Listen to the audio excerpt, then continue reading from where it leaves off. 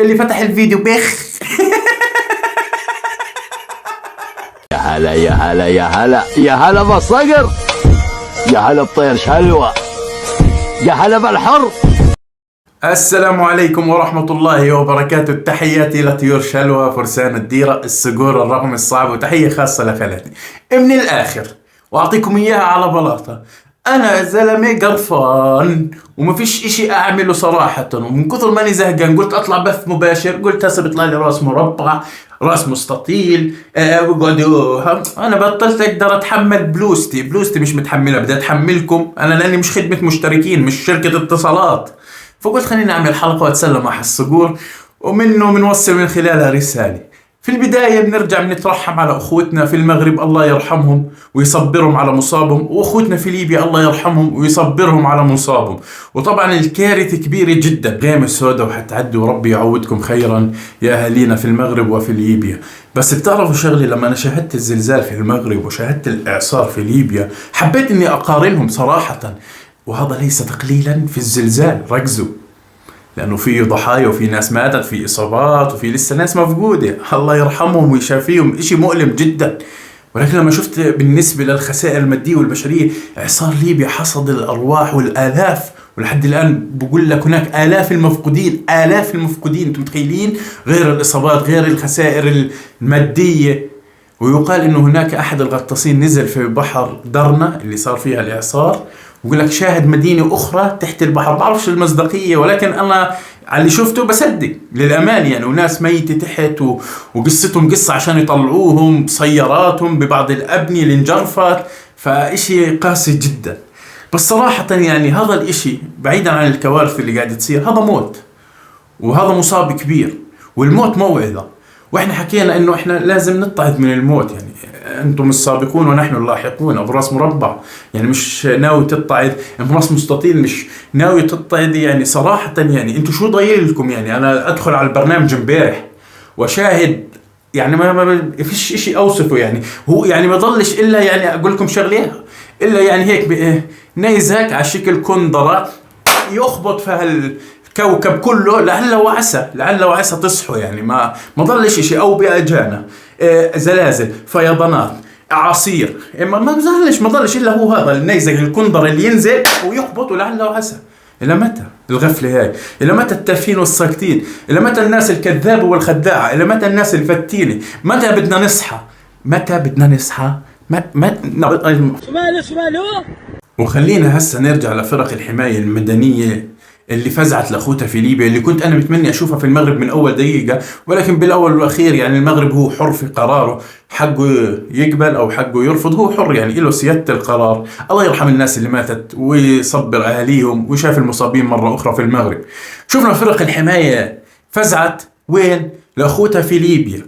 وطبعا شفنا فرق الحمايه التونسيه، الجزائريه، الاردنيه، المصرية، حتى الفلسطينية كانت موجودة، غير فرق الإنقاذ اللي أجت من عدة دول أوروبية، غير هيك الإغاثات اللي بعتتها السعودية، الإمارات، العراق، تركيا، وكثير من الدول.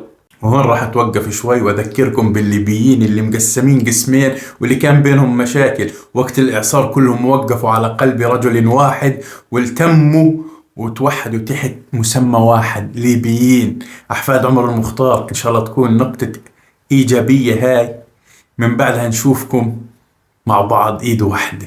طيب يا سيدي شكرا. وطبعا هنا الرؤوس المربعة يسكتوا، والمستطيلة ولا مرة، يعملوا حالهم مش شايفين ولا مرة، يقعدوا بدون ما يكذبوا ولا مرة. أحد الأشخاص اليوتيوبر بغرد في هاي التغريدة اللي بقول لك فيها، تفضل عزيزي المشاهد، بقول لك أن الحماية المدنية الجزائرية قامت بسرقة البيوت الليبية وتم الاعتداء عليها وضربها وكذا وكذا. اسمع، اللي هكر موقع الروتين اليومي يعني دمرتهم، انت دمرتهم. شفت الأخبار؟ شفت؟ بس نرجع، وهي الدليل هم بيسرقوا في البيوت. هاي الدليل وهم قاعدين بيسرقوا بالبيوت. تفضل، هاي تفضل يعني شو يعني انا يعني شو بدي احكي عنكم؟ يعني صار وصلتوا مرحله مش مسخره، يعني انتوا يعني حتى برنامج الفوتو طز يعني بطل يستوعب هبتكم. لسه مش مخلصين يا جماعة، اسكتوا. مش طلعوا رايحين الحماية المدنية يعملوا عمليات إجرامية في ليبيا؟ اسمع، هذا بروفيسور رح تسمعوا الآن. إيه بروفيسور. فرق الإنقاذ الجزائرية ترتكب جرائم خطيرة في المناطق المتضررة. انا السيستم عندي ضرب، مش راح لي اخوتي احفاد عمر المختار شو رايكم في اللي بيحكوه، مع اني دخلت صحفكم ودورت وشو ما شفتش هذا الحكي ابدا ولا السيناريوهات. برضو برجع بقول لك الله يسامحك، بس الله يسامحك يا اخي. انت حطيت كل خبرتك ورحت هكرت يوم ما تهكر موقع الروتين اليومي وسربت المعلومات. ايه خذوا القوية. وسهلا بالناس الزوينين. الشعب الليبي بعد وصول المساعدات ديال القوة الضاربة غادي تسمعوا معايا صرخة مواطن ليبي من مور الكارثة اللي وقعت لهم، ما بغى لا لوبيا لا عبس. انا مش فاهم كمية الوقاحة اللي انتوا وصلتوا لها، كمية الهبد اللي انتوا وصلتوا له، كمية الحقد اللي ما له اي داعي. يعني صراحة هذول اللي قاعد تطعني فيهم اول ناس مدوا ايدهم الكم، اول ناس عزوكم، اول ناس كانوا مستعدين ويخشوا وينقذوا اخوتهم، ومش مني.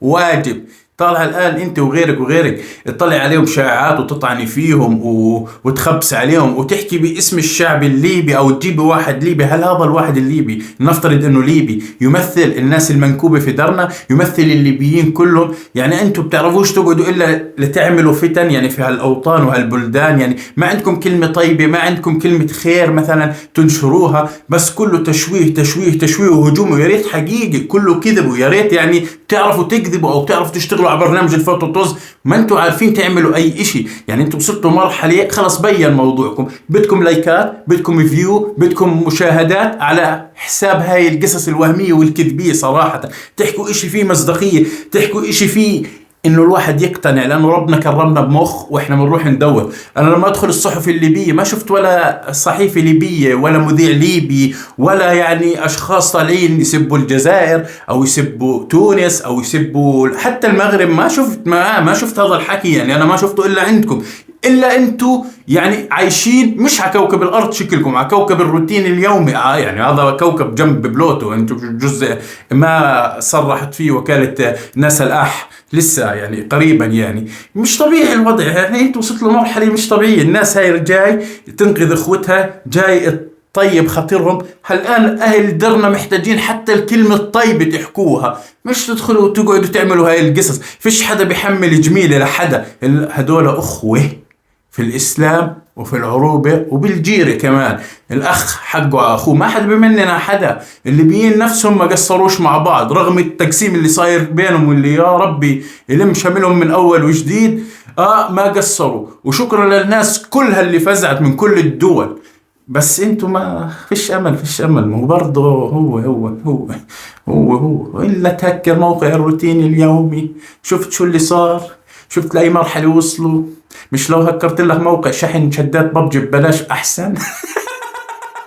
الله يهدي البال والله يرحم الناس اللي ماتت ويشافي المصابين. واي انسان بيقدر يساعد اي انسان ما يستنى يساعد لوجه الله تعالى. فيش اشي بروح عند رب العباد. الله يرحم الناس والله يهدينا ويهديكم ويخلصنا من كل الرؤوس المربعة والمستطيلة اللي بتحط في رؤوسها معلومات مغلوطة بسبب حقدها وبتنشر هاي المعلومات بسبب عنصريتها.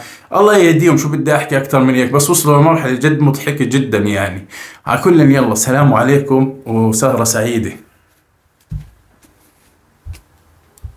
نسيت شو تحية الجزائر والله يرحم الشهداء.